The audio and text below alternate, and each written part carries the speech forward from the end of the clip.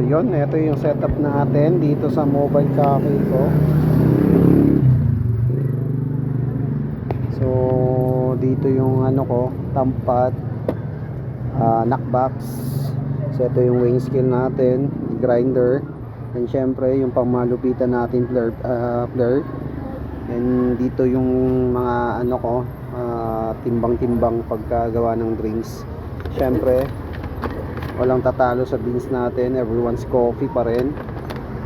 Then fresh milk ng Jallicow baka naman. Then yung steamer natin na pangmalakasan. Then dito yung mga syrup natin, then yung mga cups natin. So ito yung simpleng setup lang. Then ito naman ngayon yung labas natin.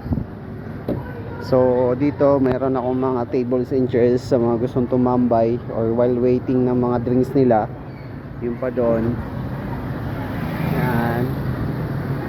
So ito yung view ng labas ko sa ating mobile cafe.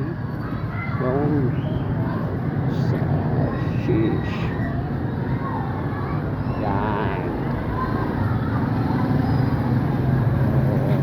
Shawarmahan doon katabi ko. Tapos to burgeran, may kapihan din doon. Tapos yung nasa kabilang yon takoyaki. So yun lang. Thank you.